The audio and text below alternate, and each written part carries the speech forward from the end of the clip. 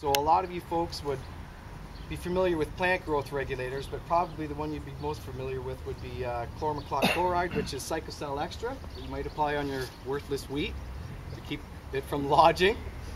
But basically, what PGR, I'd like to discuss what PGRs really are. Two classes. You've got your height suppression PGRs, like your Cycocel Extra. What they're doing is they're interfering with what's called the gibberellin synthesis chain. And so that's keeping them shorter and tighter, basically, in interrupting cell division. The other class that we're talking about is growth enhancing PGRs. So those would be gibberellins, those would be auxins, and those would be cytokinins. Okay? Has anybody here heard about cytokinins yet at all? Did anybody go to that last Soy Smart meeting? You know, Mark. Okay. It helped me out a bit because there was a lady a researcher up from Michigan that was talking about cytokinins. So this is all going to be new for you folks then, and I'd like you to have an open mind and think of it like the first time you heard what an inoculant was. What the hell's an inoculant? Now it's a standard application.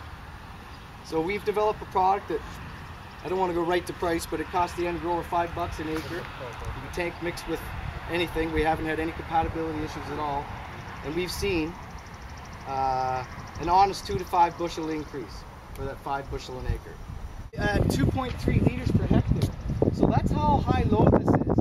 You're talking a liter per acre, sometimes a half a liter per acre of these products. So when you're going in at the V4 to V7 on your first pass, we're going in with our triple 15 with microbes and a manganese product at 1.17 liters per hectare. And then our second pass, which is, first pass is going to get you your Pontiac, the second pass is going to get your Cadillac, and that's where you're going to come in with our microplant product and our new K25. So there's some other K25s out there, but ours is new to Canada. It has not been applied on any fields yet that I know of. It's all just been approved, so that's why we're hitting the gate kind of late talking about this kind of stuff. We had to wait for all these approvals and labels and all that fun legal stuff. And so basically, we'd love guys to try our K25. We think the price points are great when you're going out to make these passes on your soybeans later in the season, especially if you're going out with a fungicide. It makes sense when you're going out with a fungicide as well. I like it going on instead of the third trifoliate. I like it going the fifth because it's a coverage issue. We want to get more product on the plant. These hormones are very, very mobile on the plant. Once we get it on the plant, they'll move readily and go to those growing tips and down into the roots. So I guess what I'm trying to say is this is a product that will be not only, well, you get paid by seeds in the bin, right? But it will give you, I want to sell it on health benefits. It's going to give you a bigger root system. It's going to give you a thicker stem walls and more resulting fruit. So we developed products in the greenhouse industry for the tomatoes and cucumbers and eggplant and all that fun stuff. We took that technology and moved it to beans as our first row crop. The limiting factor here, guys, is honestly nutrition. That's what I've learned, why I see this variability in the fields. There's guys that really look after the nutrition. They own those fields. They're not mining anything.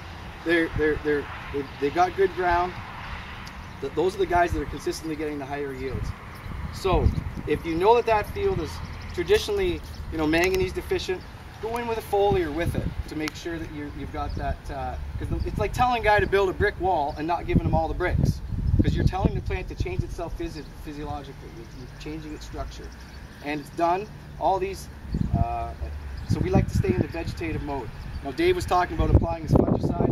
I'm going to have some guys apply some with fungicides this year at the R1 to R2 stage.